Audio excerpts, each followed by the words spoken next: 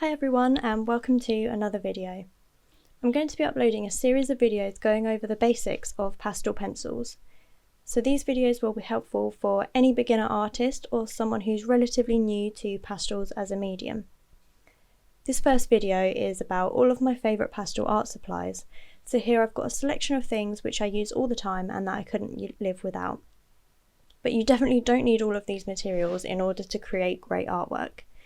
So let's get into the video.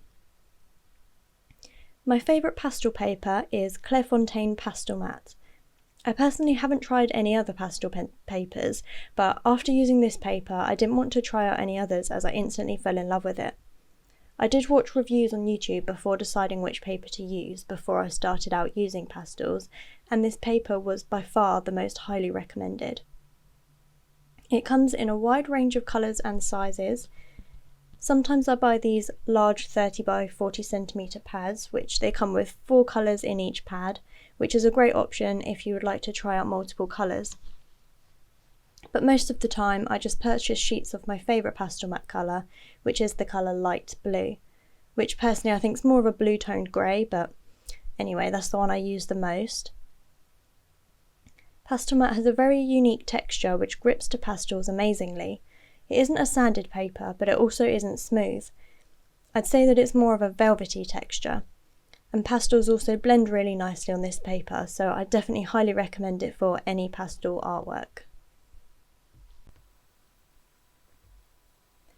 Next I'll show you which pastel pencils I like to use. So the first set that I ever bought was the Pastel Pit Pastels in this 60 set. And these ones are great for beginners, and I'd say they blend easily, they're quite hard as well, so they're easy to sharpen and they're good for little details as well. Especially this white pencil, I'd say definitely get the one in the white because that's great for loads of little details. The sets come in 2 trays like this in here, and by all means you definitely do not need to buy the whole set.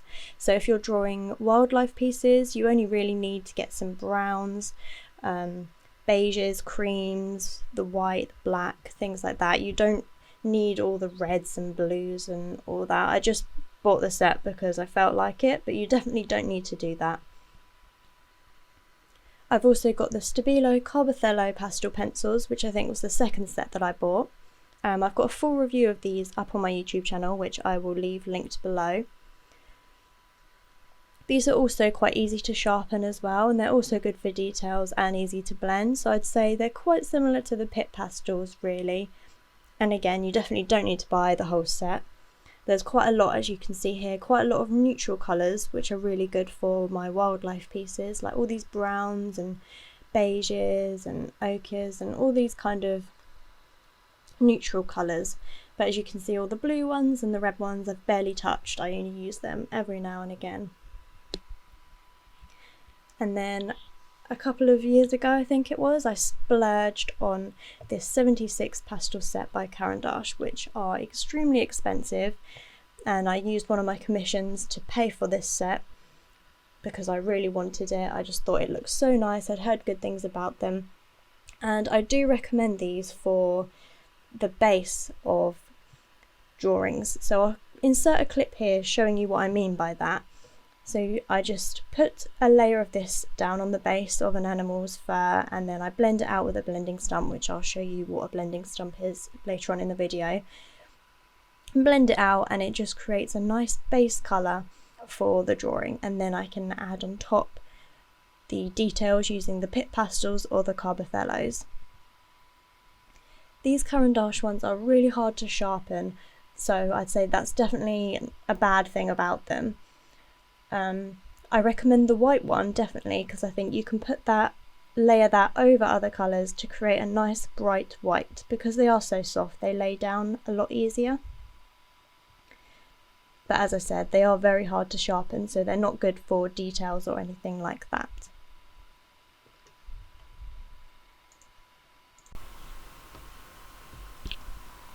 I do also have a full review of these Caran d'Ache pastel pencils up on my YouTube as well, so I'll also put the link to that in the description below and you can check that out as well if you want a more in-depth review on these. I also sometimes use these Derwent pastel pencils, but I've literally only got this small selection here, just because I wanted some more browns. Just wanted a wider selection of browns, because that's the colour I really struggle with. I don't feel like the sets have a huge range of browns, especially dark ones, and there was quite a few nice dark tones that the Derwent had, so I picked up those separately. These are quite nice as well, and I would definitely like to get some more of these at some point. These are blending stumps, which I did mention earlier on in the video. They're basically just paper stumps, they're just made of paper, and you use them to rub onto the pastel which is on the pastel mat, and it just blends things out nice and smoothly and fills up all the tooth. Just inserted a little clip here which just shows you how nicely they blend the pastel out, especially the Caran d'Ache ones. They're really cheap as well, you can pick them up on eBay or literally anywhere. They're just really cheap and definitely an essential. These are called pan pastels, and these definitely aren't an essential, I don't think, but if you're doing larger pieces or you want to create some nice blended backgrounds, then I would definitely recommend these. Here I was just swatching one to show you how pigmented they are, and I ended up getting it all on the back of my hand and I couldn't get it off, so through the rest of the video you will see a yellow smudge on the back of my hand, but never mind, that just shows you how pigmented they are. And you can use these soft tools, they're called, which are basically special sponges which are recommended to use with pan pastels. And you can get them in all sorts of shapes and sizes, big sponges or little ones like these that go on the end of these plastic sticks. I'll also insert a little clip in a minute of showing how I use these. And you just put them into the pan and then put it straight onto your pastel mat paper or whatever paper you decide to use, and then you can use them to blend them together as well. You can see here how smoothly they blend together, but sometimes you get to the point where you don't want to add any more colour but you do want to blend the pastels together still, in which case I would use this colourless blender here, which is basically, as it says, a colourless blender. So it's just powder which has no colour to it. I mean, it looks white when I swatch it like this, but you can see when I blend it onto the back of my hand it goes clear. So it just helps to blend all the other colours together without adding more colour to the pastel paper. So I definitely recommend getting a colourless blender if you do want to experiment with pan pastels. I also use a craft knife to sharpen some of the pastel pencils, particularly the Caran d'Ache ones, because they're really hard to sharpen and they don't fit into normal pencil sharpeners, so this is ideal just to scrape away the wood at the side of the pencil to reveal the pastel. This is the sharpener which I was recommended by somebody, Sabrina Jones. I will put her Instagram link in the description below because she recommended this to me, and I'm so thankful because honestly it saved my life. Not literally, that's a bit dramatic, but anyway, this sharpens the pit pastels and the carbothellos really well, makes them into a sharp point, which is great for when I want to add details to all my portraits. I'm just showing you here how well it sharpens them. So before it's quite a blunt pencil, and then here it's quite sharp. I mean, it's not really sharp, you probably could, but I stop before it gets to that point in case it breaks. But anyway, this is sharp enough for me to get in the details that I need. I also use this Scotch Magic tape, which is a clear tape, and I just put it around the edge of my drawing so that there'll be a nice crisp clean border at the end, which I'll show here how satisfying is this. But basically this is the only tape that I've found that doesn't rip the paper and doesn't stick too hard, and I find even if I leave it on for a week or two it still doesn't rip the paper and stick, so I definitely recommend this tape if you want to do a crisp border like that around the edge. I also use this Caran d'Ache Pablo pencil, which is not a pastel pencil, this is just a regular colour pencil, but I sometimes like to use this to add in fine details at the end, as it goes quite well over the top of the pastels.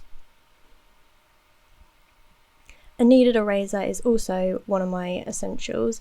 It's basically just a squidgy rubber which you can use to pat onto bits of pastel just to lift off some of the colour if you've made a slight mistake or something like that.